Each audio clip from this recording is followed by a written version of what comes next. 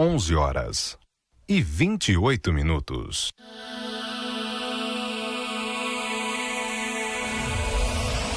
Universitária FM 99.9.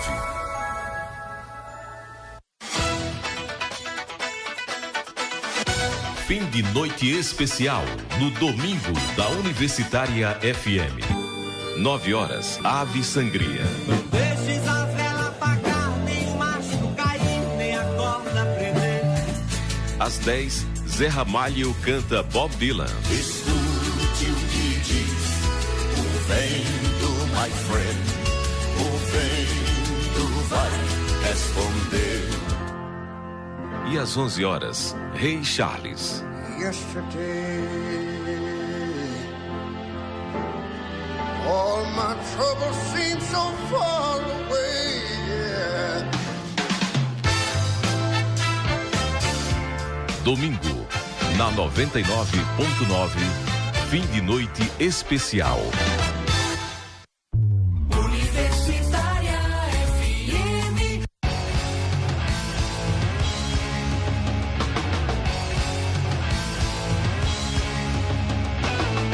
Programa Fora da Curva, jornalismo, crítica e diversidade. Bom dia, ouvinte da Rádio Universitária. Eu sou Maria Eduarda Rocha, jornalista e professora de Sociologia da UFPE. São 11h30 e está começando agora mais uma edição do Fora da Curva, que vai ser retransmitido hoje às 9h na nossa rádio pública. O programa de hoje também é reprisado na quinta-feira de Páscoa, dia 29 de março. Nesta primeira veiculação, nosso programa também é transmitido ao vivo pela nossa página no Facebook e pelas páginas 99 Universitária e Marco Zero Conteúdo. Você pode participar enviando perguntas e comentários pelas redes sociais.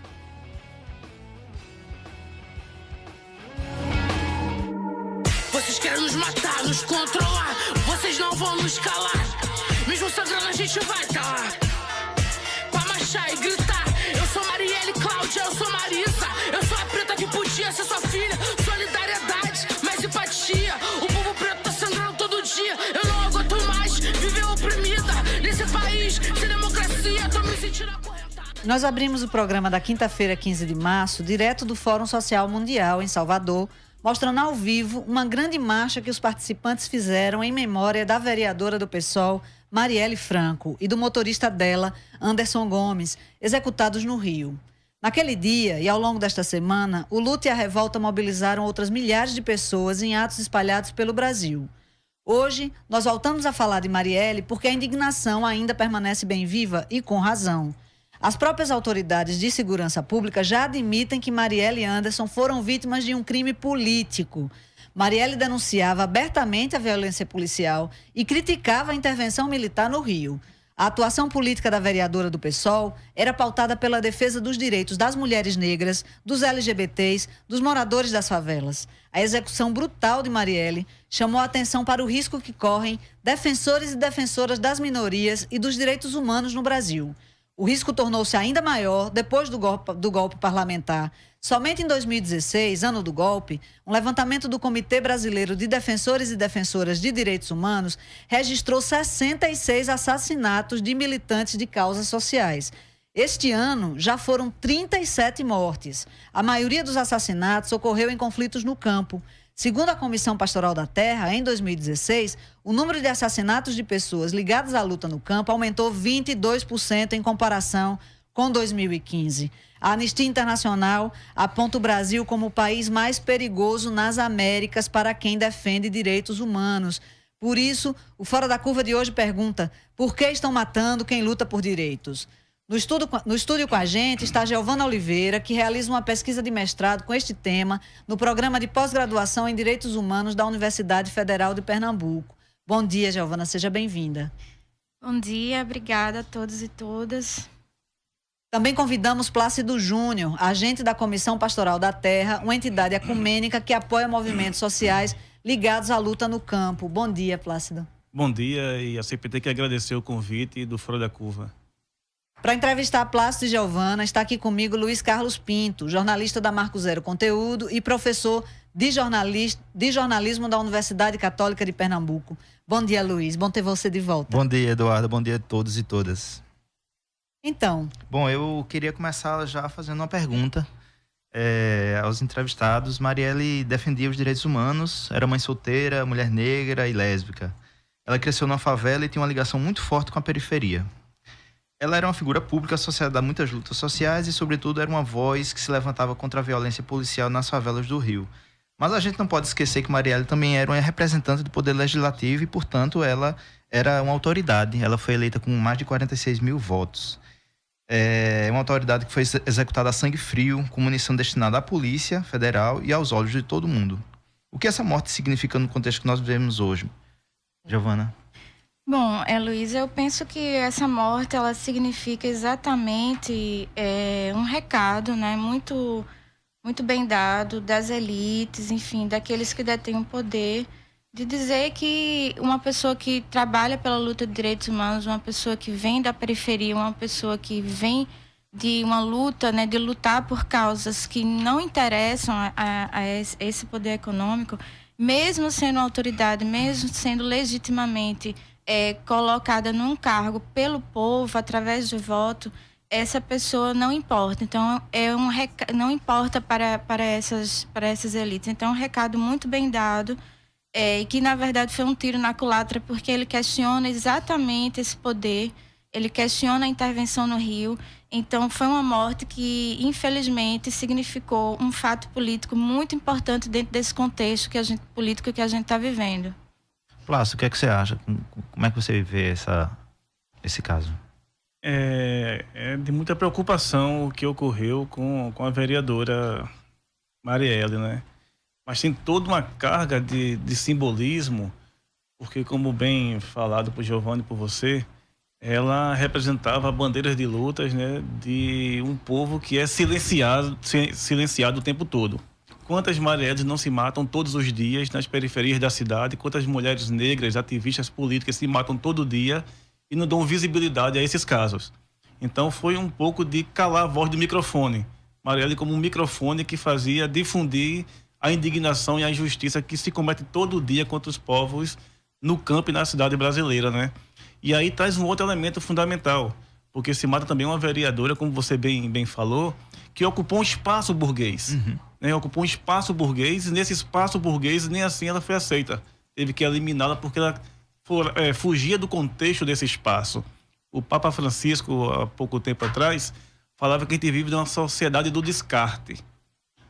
Para o que não serve para o sistema capitalista se descarta, independente se for vida humana ou não. E é isso que estamos assistindo com essa morte de Marielle, de descartar uma vida humana porque fugiu do contexto e da lógica de um sistema capitalista extremamente perverso, que é o que nós temos no Brasil hoje. Pois é, a vereadora Marielle Franco esteve presente em muitas lutas, mas pela sua condição pessoal, a morte dela foi muito sentida pelo movimento de mulheres negras. Ela foi assassinada quando voltava para casa depois de participar de um evento com mulheres negras para discutir racismo e feminicídio. A jornalista da Marco Zero Conteúdo, Débora Brito, ouviu Lindinalva de Paulo, da Rede de Mulheres Negras do Nordeste, durante o Fórum Social Mundial, logo depois do crime. Ela falou sobre o significado da morte de Marielle. É mais uma das mulheres negras que tombaram, né? E ela tomba exatamente por isso. Por ser uma mulher negra que tem voz e uma mulher negra que traz uma bandeira que nós mulheres negras carregamos. Ela não tomba porque ela está trazendo não traz a defesa da democracia branca. Não é por isso que Marielle tombou. Ela não está defendendo uma democracia da esquerda branca. Ela defende uma democracia da população negra, que tem uma diferença absurda porque a gente está falando. Então, da mesma maneira que o Estado matou Marielle, o Estado mata todos os dias mulheres negras com ausência das políticas. Então, Marielle, para nós mulheres negras, para nós população, para nós que estamos no cotidiano com um rifle apontado para nossa testa, tem um outro significado a morte de Marielle. Tem uma outra conjuntura política para nós. Então, assim, nesse momento, Marielle representa uma luta, mas ela representa uma luta basicamente das mulheres negras que defendem a periferia. Então, Giovana, a gente sabe que a população negra e as mulheres negras sofrem esse contexto de violência de uma forma muito especial, não é? Isso, é muito legítimo e natural, né, que os movimentos sociais puxem essa o assassinato da Marielle para dar visibilidade, para trazer a reflexão sobre suas pautas, né? E eu penso que o assassinato de Marielle, ele teve uma repercussão muito grande também, por se tratar exatamente de quem ela é, né? De quem ela era, de quem ela é pra gente hoje. Exatamente uma mulher negra, uma mulher empobrecida. E uma mulher lésbica, né? E isso, uma mulher lésbica. Então tem todo esse contexto, então é muito legítimo e é muito positivo nesse sentido que os movimentos tragam para si essa discussão, porque isso precisa ser visibilizado, né? É isso. Muitas mulheres negras, elas sofrem muita violência, são assassinadas, são a grande população carcerária e esse tema precisa ser feita uma reflexão séria na sociedade. Bom, Plácido, a gente sabe que cada militante ele está associado a certas bandeiras de luta, né? A morte deles é, de alguma maneira, um atentado simbólico contra as bandeiras que eles levantam. Então, tem a ver com eliminar a ideia ou as ideias pelas quais se luta. O atentado é as ideias também. Quando militantes e lideranças são mortos, os assassinos conseguem silenciá-los? Ou seja, isso é bem sucedido, o atentado às ideias, às bandeiras? Não, a gente vê que não, porque tem uma fala interessante, logo depois do golpe militar de 1964, com o fim das ligas camponesas. E aí os militantes diziam o seguinte: a nossa luta é feito fogo de monturo. Tentam apagar nossa chama, mas está queimando por baixo e uma hora se levanta. Por mais que tente silenciar Marielle, por mais que tente silenciar a irmã Dorothy, Padre Josimo, Chico Mendes, tantos lutadoras do povo, as ideias não conseguem matar as ideias, não conseguem prender as ideias, né? E isso traz uma esperança para a gente, então alimenta a nossa luta. Mas é bom a gente também discutir, que eu acho que está faltando um pouco nesse debate sobre o que o assassinato de Marielle, é que temos que pensar nesse caso, eu acho que em dois viés. Um conjuntural, que está se fazendo muito, mas um também estrutural. A violência no nosso país é estrutural. E eu digo com mais propriedade para o campo brasileiro, né? Mas tem a ver com a formação social brasileira, onde a nossa formação partiu do tripé do latifúndio, da concessão de terra, do trabalho escravo negro, não é? E de uma economia voltada para a exportação. De certa forma, esses elementos, eles estão atuando hoje numa conjuntura muito mais adversa, não é? Então, o sistema capitalista brasileiro, ou a burguesia brasileira, ela está de joelho para os interesses internacionais, não é? A privatização da água, a privatização dos recursos naturais. O Rio de Janeiro privatizou o saneamento e o serviço de água no Rio de Janeiro. Então, esse contexto da conjuntura, os elementos do golpe no país, com o interesse das transnacionais em um país onde tem sua formação social extremamente racista e concentrador de poder e de renda, ele faz com patriarcalista, exatamente. Não é à toa que a maior população carcerária é negra nesse país. Não é à toa, né? Não é por acaso, né?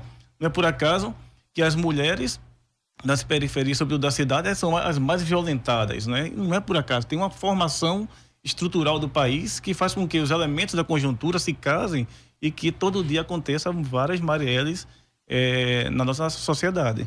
Pois é, eu ia perguntar justamente, Giovana, dessa relação com o golpe, né?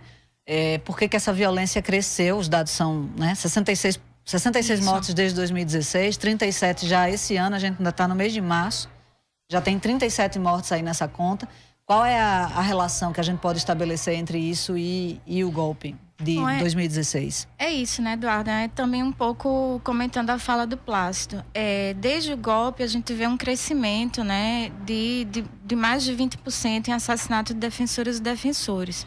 Então, existe realmente um acirramento, né? O capital, as elites, elas estão cada vez mais buscando recursos naturais, buscando as terras indígenas, buscando aumentar o seu lucro vorazmente.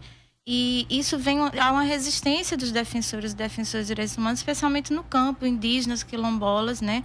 Também existe essa luta no contexto urbano, no contexto dos protestos, que também aumentou muito a violência. Isso foi denunciado pela Anistia Internacional.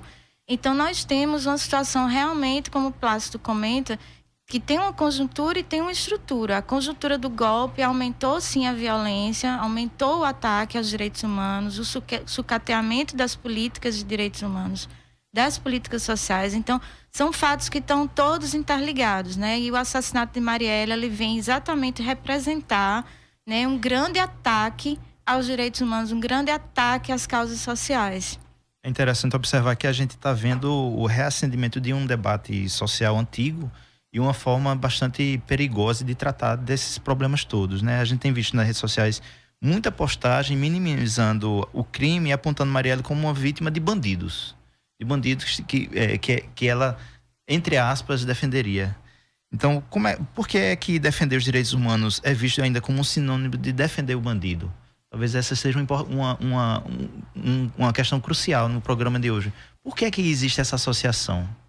Eu penso o seguinte, eu penso que a gente tem que fazer uma outra pergunta, né? Porque isso muitas vezes parte de um tal senso comum. Mas certamente. Por que é que a grande mídia trabalha a luta dos direitos humanos como defensor de bandido? Acho que a pergunta que tem que fazer é essa. Sim, né? Esse é o tema justamente do segundo bloco. Ah, tá. Porque assim, do ponto de vista dos defensores dos movimentos sociais, a luta pelos direitos humanos, ela tem a ver com a dignidade da pessoa humana, independente dessa pessoa quem seja. Independente de quem seja. A luta pelos direitos humanos não diz respeito como a grande mídia aponta sempre para desqualificar a atuação, né? Para desqualificar e para perder o conteúdo dessa luta, porque, como bem falou na pergunta anterior, cada defensor desse carrega uma bandeira, carrega uma luta, uma ideologia, e uma forma de esvaziar essas bandeiras é simplesmente relacionar que quem defende direitos humanos defende bandido. É como também se os bandidos não tivessem direitos também a ser garantido para eles, né? Mas a gente não vê os direitos humanos defendendo os bandidos do Congresso, por exemplo. Direito humano não defende os bandidos do agronegócio, né? Então, se quiser generalizar e defender bandido, por aí a gente já vai apontando que não dá para tratar o tema dessa forma. Né? Mas ao mesmo tempo é verdade, né, Giovana, que existe... A gente vê, por exemplo, um dado para mim que fala muito do quanto o medo está instalado na sociedade brasileira e de quanto, a partir desse medo, a violência aparece como uma saída possível. Quer dizer, a violência está aí, está instalada, mas a gente vê repercutir nessa sociedade a ideia de que mais violência pode ser uma solução para a violência, não é? Veja, eu vou sempre relacionar com a situação de defensores e defensores, né? Que é um tema transversal, aliás, é a importância do caso Marielle. Não é interessante o mais interessante para a manutenção desse poder na sociedade, dos que têm poder, é sempre mais interessante que as pessoas não falem, que as pessoas se calem, que as pessoas não deem as suas opiniões, né? Que as pessoas denigram, que critiquem quem luta pelos direitos humanos. Né? Então, é mais interessante que as pessoas vivam com medo para que se aumente a necessidade de não é nem mais segurança pública, é uma securitização da vida das pessoas. Né? Para que as pessoas fiquem cada vez mais acuadas, cada vez mais silentes e cada vez menos atuantes. Democracia se constrói com participação popular.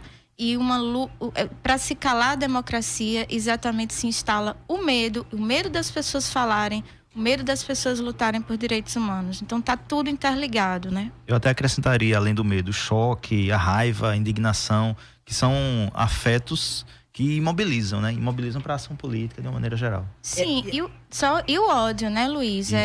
O ódio de classes, o ódio à mulher, o ódio à pessoa pobre, o ódio à pessoa LGBT, né? Então, os direitos humanos, a bandeira dos direitos humanos, ela tem causas que são para populações específicas, mas como o Plácido falou, os direitos humanos, ele é uma construção histórica importantíssima que vem pautar a dignidade da pessoa humana, tá certo? Vem pautar a não discriminação da pessoa humana. Então, todos têm direitos humanos. Não só são alguns grupos sociais, mas todos têm direitos humanos, inclusive pessoas que estão encarceradas. Inclusive os próprios policiais, que têm sido também assassinados sistematicamente por essa política de segurança burra, que é a política do enfrentamento, né? Que não funciona em nenhum lugar, isso já é sabido, os especialistas sabem, né? Mas é para trazer entrevistas com a visão crítica sobre o que está acontecendo no Brasil que o Fora da Curva está no ar, de segunda a sexta, aqui na Rádio Universitária, a nossa rádio pública. Fora da Curva, jornalismo analítico na Rádio Universitária, a nossa rádio pública. O Fora da Curva de hoje discute o assassinato de pessoas que lutam por direitos, como foi o caso da vereadora do PSOL, Marielle Franco.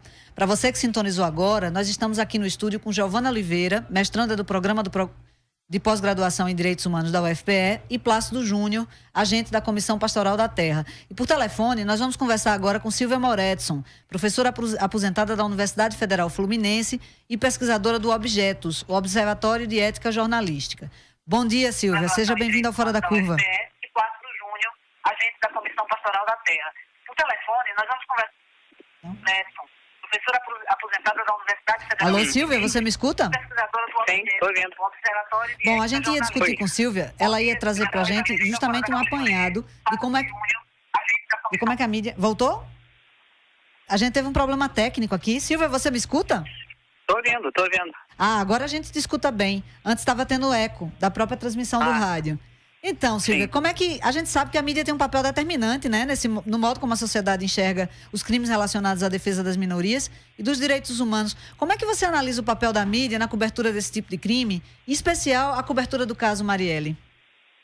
Bom, eu queria responder a pergunta que foi feita ou foi insinuada nesse primeiro bloco, né? A respeito, assim, por que a mídia cobre direitos humanos dessa maneira? Porque essa visão de direitos humanos serem direitos de bandidos, né? É alguma coisa consolidada no senso comum, não é por acaso. Quer dizer, eu não vou dizer que a mídia é a única responsável por isso, mas seguramente ela tem um papel predominante na sedimentação dessa ideia, né? Isso é uma discussão muito ampla que tem a ver com a ideia de defesa social. O direito penal trata muito bem disso, no sentido de mostrar como as pessoas rejeitam o estrangeiro, rejeitam o diferente e tal. Diz o tempo todo que a sua comunidade tem que estar unida e quem vem de fora é visto sempre com suspeita, mas a mídia teria toda a possibilidade de levantar a questão para mostrar como que isso não deve prevalecer. E, pelo contrário, o que ela faz é exatamente reforçar isso, não apenas no sentido da mídia que a gente pensa assim, nos grandes programas, né, nos jornais de maior audiência, na televisão, no rádio e também na internet, na mídia impressa, mas nos programas populares, policiais populares, que eu acho que tem uma presença muito forte, né, no meio popular, e que aí vai sustentando essa ideia de que bandido bom é bandido morto, né, de que você não tem que tolerar, e o bandido é sempre essa figura, é a figura do marginalizado, do negro, daquele que é o violento e visto como violento pela sociedade e pelas pessoas de bem. Queria até dizer que a cobertura do caso Marielle, por exemplo, né, no dia mesmo da primeira manifestação que houve, pelo Jornal Nacional, foi muito interessante. Foi praticamente o jornal quase inteiro dedicado a esse tema, não por acaso botando ela do lado do Anderson, né, do motorista, na imagem, assim, para mostrar que supostamente eles estariam equiparados, porque são duas pessoas que morreram, quando há uma diferença muito grande no sentido, né? Ele, na verdade, só morreu porque foi atingido indiretamente pelo alvo, né, pelos tiros que tinham como alvo a Marielle, mas dizia assim, na abertura logo dizia assim, que os cidadãos de bem, né, a sociedade de bem, os cidadãos de bem querem saber, ou seja, existem os cidadãos de bem e os outros. Então, assim, esse discurso é reforçado o tempo todo, não é por acaso, né? É porque a mídia tem um interesse, quer dizer, se há um ponto de encontro de todas as mídias, salvo exceções raríssimas, o Jornal Extra, por exemplo, em geral, ele se pauta de uma outra maneira, por mais que seja das organizações Globo e por mais também que tenha dado uma grande derrapada no meados do ano passado, quando disse que o Rio de Janeiro estava em guerra, mas é um jornal que tem tido uma visão diferente, né, na abordagem da criminalidade cotidiana, né, da questão criminal cotidiana. Mas, em geral, a mídia se junta nessa questão, né, se liga na mesma lógica, né, de condenação do bandido. Aí vai variar o discurso, vai variar a intensidade, vai variar a linguagem, mas a condenação é permanente. E aí a gente tem agora uma certa reviravolta nessa cobertura, por exemplo, do Jornal Nacional, do Fantástico e tal, tentando mostrar as qualidades dessa pessoa, né, que foi assassinada depois de de uma hesitação inicial, se ficou mais do que claro que era de fato uma execução e aí não tem como você recuar. E aí se esvazia, ao mesmo tempo que se enaltece a figura humana, a lutadora, a mulher negra, lésbica, etc. e tal, favelada, se esvazia um outro aspecto que é, para mim, nesse caso, absolutamente decisivo e que ela fez questão de ratificar no último artigo que ela escreveu e que até o Jornal do Brasil, que recém foi ressuscitado aqui no Rio de Janeiro, jogou na primeira página integralmente, né, que era a questão da intervenção. Quer dizer, ela era uma crítica absolutamente contundente da intervenção militar no Rio, que é de fato isso, é uma intervenção militar, dizem, é intervenção na segurança pública, mas enfim, de fato, quem está governando, o governador é só uma figura decorativa, e ela era uma crítica contundente disso porque ela sabia qual era o endereço dessa intervenção, o que essa intervenção visava, que era justamente essa parcela da população que ela representava de uma maneira tão expressiva. Então, assim, isso é sempre esvaziado. Isso foi esvaziado na reportagem que o Fantástico fez no domingo agora. Pois é, e foi esvaziado recentemente. Oi? Eu lembro que no final da reportagem do Fantástico, entra uma nota anunciando que o governo federal estava liberando mais verba para a intervenção militar, não é? Ou seja, exatamente, a morte dela é usada para chancelar uma política que ela repudiava. Exatamente, o que é um tremendo absurdo. Então eu costumo dizer o seguinte, a terceira morte, todo mundo fala na segunda morte, que seria justamente essa das fake news que foram veiculadas, da difamação que ela sofreu pelas redes e tal, dizer que ela tinha sido namorada do Marcinho VP, eleita pelo tráfico, né, pelo Comando Vermelho, etc. Enfim, uma série de mentiras que lançaram e que são facilmente absorvidas por quem não tem informação, porque esse já é o pressuposto, esse já é o preconceito que existe. Vem da favela, então boa coisa não é. Né? Ainda mais sendo negra, ainda mais lésbica, etc. Agora, essa foi uma segunda morte que está sendo repelida, né, e contestada. Só que tem essa terceira, que é o esvaziamento do sentido político de uma forma muito sutil. Porque você apresenta a figura como alguém que merece realmente esse destaque, inclusive, até porque, veja bem, duvido muito que quem articulou esse assassinato e quem pensou essa ação tivesse a noção de que a morte daria essa repercussão internacional a ponto do Papa ter se dirigido à família, né? A ponto de ter essas organizações todas querendo explicações na ONU e tal, ou seja, e vários movimentos, né, várias manifestações na Europa, na Argentina, enfim, em outros países. Ou seja, há uma repercussão que fugiu ao controle daqueles que fizeram essa execução. Então, assim, a mídia não vai nunca dizer, bom, isso é uma bobagem, isso é um assassinato como qualquer outro, embora isto tenha sido pautado desde o início, né? É uma morte como qualquer outra, como 60 mil que morreram no ano, enfim, como se fosse um elemento da violência pública, cotidiana, que foi justamente o que sustentou o discurso da intervenção, né? E aí, esse esvaziamento da crítica à intervenção é fundamental, porque você mostra uma pessoa que merece essas honrarias todas, mas por causa da luta identitária, por causa de uma série de... por causa da necessidade de ter uma voz, esses desvalidos, esses marginalizados que não tinham voz e tal, e que ela era uma representante, mas até um certo ponto, porque esse outro ponto que é o decisivo, que é o da intervenção e que ela, contra o qual ela se manifestou de uma maneira muito contundente até então, vai sendo até apropriado, né, nesse sentido de que, olha, ela morreu exatamente por isso é que precisa da intervenção, porque é mais um elemento de violência, mais um episódio de violência que precisa ser contido. E não é por acaso, quer dizer, logo depois da morte dela teve um tiroteio no Alemão que matou um menino de menos de 2 anos, né, que foi uma tragédia enorme, que também foi muito noticiada. Depois, agora mesmo, teve outro tiroteio na Rocinha que matou um policial e um morador. Enfim, você tem um transbordamento desses eventos, né, de violência que vão justificando, junto à opinião pública, a ideia e consolidando, né, essa ideia de que, bom, é preciso mesmo, a gente chegou num limite que não tem mais por onde, né, não tem mais como evitar uma intervenção. E a minha preocupação, francamente, é a de que isso daí sirva, dependendo de como a mídia continue a explorar esse caso e dependendo da reação que possa haver, né, que até está havendo, até então, pelo menos está havendo com bastante com bastante ênfase, né? Mas ela é certamente limitada porque ela se dá muito no ambiente da esquerda. Então, no sentido geral, da opinião pública de uma forma geral, eu fico preocupada de que esse evento, junto com esses vários outros que estão sendo noticiados, se eles não possam ser utilizados para um endurecimento ainda maior do que a gente está vivendo no Rio. Ou seja, daqui a pouco você tem justificativa na opinião pública para a decretação do estado de defesa. Pois entende? Silvia, então, assim, eu acho muito preocupante o que está acontecendo. Eu queria agradecer demais a sua participação. A gente espera poder contar com a sua intervenção não militar, né? A intervenção no melhor sentido da palavra, aqui no Fora da Curva. Muito obrigada. Perfeito, muito obrigado a vocês. Então, e a violência contra quem defende as minorias e os direitos humanos não dá trégua. A lista só aumenta. 2 dias antes da morte de Marielle, o ativista Paulo Sérgio Nascimento foi morto a tiros em Barcarema, nordeste do Pará, por denunciar crimes ambientais na região. Ele era diretor da Associação dos Caboclos, Indígenas e Quilombolas da Amazônia.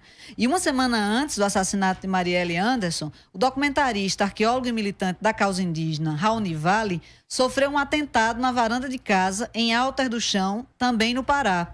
Raoni só está vivo porque um cartucho explodiu dentro da arma e ele conseguiu escapar. Raoni Vale é professor adjunto no programa de Arqueologia e Antropologia da Universidade Federal do Oeste do Pará e corre também agora o risco de perder o vínculo com a universidade porque teve que abandonar o emprego e se esconder por conta própria em outro lugar. Situações como esta de Raoni são muito frequentes. É que geralmente os militantes vivem nos lugares nos quais se dá a violação dos direitos. Isso torna quem denuncia ou reivindica alguma coisa muito vulnerável. Marielle, por exemplo, era uma vereadora e uma ativista conhecida em uma das capitais mais importantes do país e mesmo assim estava vulnerável. Giovana, existe algum tipo de proteção do Estado para quem luta por direitos? Então, Eduarda, deveria existir, na verdade, né? Houve um crescimento na década de 90 de políticas públicas de proteção em direitos humanos, né? Então, foi toda uma luta da sociedade civil para que o Estado brasileiro colocasse em prática recomendações internacionais para proteger pessoas, para proteger especificamente com o tema de hoje, proteger pessoas que lutam pelos direitos humanos, né? É uma política nacional de proteção a defensores e defensoras de direitos humanos que se encontra, com o passar dos anos, bastante sucateada. É uma política que hoje só existe em 4 estados da federação, então não tem como uma equipe de profissionais que fica em Brasília dar conta da proteção de defensores e defensoras num país continental como é o nosso. Existe o programa aqui em Pernambuco, né? E paulatinamente, há cerca de anos, vem sendo sucateado, os recursos vêm sendo minimizados. E isso é muito preocupante porque a gente sabe que a morte, o assassinato de defensores e defensoras pode ser evitado, muitos deles poderiam ser evitados, né? Se o Estado brasileiro cumprisse as determinações internacionais, o que os relatórios internacionais apontam, de que as mortes poderiam ser evitadas se o Estado colaborasse, protegesse essas pessoas. Então o Estado, de alguma maneira, é cúmplice dessas mortes também? Totalmente, porque na medida em que diminui a quantidade de recursos, em que não dá apoio às políticas de proteção a direitos humanos e às políticas sociais como um todo, né? Porque o que as pessoas precisam é de saúde, é de educação, é de lazer, é de cultura, né? Elas não precisam de viver com mais medo. Então, enquanto esse Estado ele sucateia, ele acaba com as políticas sociais e de direitos humanos, é extremamente grave, fica muito difícil, né? Fica muito arriscado um defensor e uma defensora hoje em dia, tanto no campo, tanto nos territórios, nas fronteiras do Brasil, quanto na cidade. Ficam bastante expostos à violência e a esses ataques, principalmente nesse contexto que a gente está vivendo agora de golpe, realmente. A execução da vereadora Marielle Franco e do motorista Anderson Gomes foi denunciada por 102 organizações em pronunciamento realizado essa semana durante uma sessão do Conselho de Direitos Humanos da Organização das Nações Unidas, a ONU. Foi exigido da ONU que o governo brasileiro investigue e aponte os culpados pela execução de Marielle e Anderson. Até o Papa Francisco ligou para a mãe de Marielle para manifestar solidariedade por toda a repercussão que teve. A execução está sendo investigada e acompanhada pela mídia. Então, algumas questões ficam no ar. A morte de tantos militantes, como são tratadas? Costuma haver investigação? O que é que a gente tem acompanhado? O que é possível ver? Se até onde essas investigações chegam, se chegam em algum lugar, Plácido? Tem 2 caminhos para tentar dialogar nessa pergunta. A primeira é que a gente tinha falado anteriormente, Giovanni e eu, sobre a questão estrutural. Enquanto não se resolve as questões estruturais desse país, vão continuar, as lutas continuam e os assassinatos de quem defende essas bandeiras de direitos humanos, direito à terra, ao território, né, à diversidade, vai estar sempre colocando sua vida em risco, né? Então tem que se ir para a questão estrutural das causas dessa problemática toda. Para você ter uma ideia, o ano passado, no Brasil todo, o Estado brasileiro não conseguiu desapropriar nenhum palmo de terra e não assentou nenhuma família sem terra. Por que será que isso não me surpreende? Pois é, nenhuma família, nenhuma comunidade quilombola, indígena, teve seu território demarcado. Então, isso é uma causa estruturante que gera uma violência no campo, por exemplo, né? Então, você continua a concentração de terra, não responde às demandas das populações, isso acirra o conflito, e aí, um lado que tem um maior poder econômico, bélico, né, e político, termina assassinando essas lideranças. Em 2015, foram assassinados no campo 50 trabalhadores e trabalhadoras no campo brasileiro, trabalhadores que participam da luta pela terra e pelo território. Em 2016, 61 famílias, como vocês falaram, pessoas. Em 2017, em dados parciais, já foram 65 assassinatos no campo, não é? E decorrente de quem está lutando por direito. Porque a gente fala muito dos defensores de direitos humanos. Mas os primeiros defensores são aqueles que estão pondo de risco para defender a sua dignidade humana. É quem está na linha de frente, ali vivendo ali nos lugares. Agora tem um outro lado que é importante, que é a impunidade que alimenta tudo isso, né? A impunidade de mais de 1.000. A CPT registrou nos últimos 32 anos uma média de 1.835 assassinatos no campo. Desses todos, apenas 112 foram para julgamento. E desses 112, me desculpa, Giovana, desses 112, apenas 31 foram condenados e 14 absolvidos. Então, matar no Brasil vale a pena para quem está com o poder na mão. Giovana. Verdade, né, Plácido? Essa tua fala, ela é muito, muito rica. Eu penso que a impunidade, né, realmente não interessa averiguar a morte de defensores e defensoras, né, porque não interessa que isso seja resolvido, porque a resolução, como o Plácido falou, exatamente, atacar as causas estruturantes pelas quais os defensores lutam. Então, os defensores, eles lutam pelo direito à terra, pelo direito à educação, pelo direito às políticas públicas.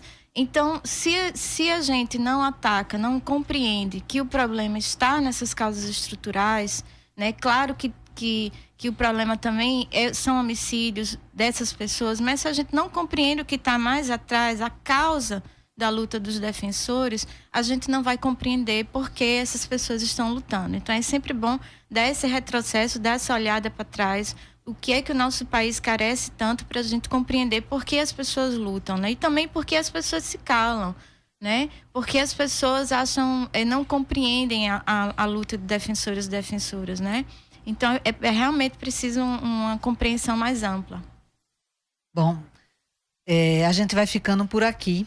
Se você acompanhou o programa de hoje pelo Facebook e gostou, compartilhe com os amigos. Nós estamos também no Twitter, no YouTube e no Instagram. Basta procurar por Programa Fora da Curva. Amanhã você fica com a apresentação de Bruno Nogueira, que discute o tema Gordofobia não é piada, porque precisamos falar disso. O Fora da Curva de hoje teve a produção de Ivana Fechini, com a colaboração de Guilherme Falcão, que também ficou nas redes sociais com Constança Oliveira e Ana Sofia Ramos. A música que você ouviu no começo do programa foi uma homenagem que a MC Carol fez a Marielle. Os trabalhos técnicos hoje foram de Marco Antônio. Esta foi a edição do dia 22 de março de 2018, que vai ser retransmitida hoje às 9 da noite pela nossa rádio pública. E também na quinta-feira de Páscoa, dia 29 de março. Continue também com Fora da Curva nas redes sociais, porque a gente disponibiliza mais informações sobre o tema e também divulga outras notícias que você não vê por aí. Até o próximo programa, Marielle presente. Presente. Presente. Presente. Vocês querem nos matar, nos controlar, vocês não vão nos calar. Mesmo sangrando a gente vai tá lá pra marchar e gritar. Eu sou Marielle Cláudia, eu sou Marissa. Eu sou a preta que podia ser sua filha. Solidariedade, mais empatia. O povo preto tá sangrando todo dia. país sem democracia, tô me sentindo acorrentada, desmotivada. Eu também naquele carro fui executada. Eu tenho ódio, pavor, eu sinto medo. A escravidão não acabou, estou matando o negro. Estou cansado de ser esculachado, roubado, oprimido, preso, forjado. Preto aqui não tem direitos. Não tem direitos. Mulheres pretas aqui não tem direitos. Não tem direitos. Temos que aguentar dor. Sou obrigada a parir o filho do meu estrupador. O poder é opressor, manipulador. Eles batem até em professor. Nem sempre eu sou tão forte, mas vou tá lá, gritando contra a morte, gritando contra o poder machista branco. Presente hoje sempre Marielle Franco. Marielle Franco. Marielle Franco. Marielle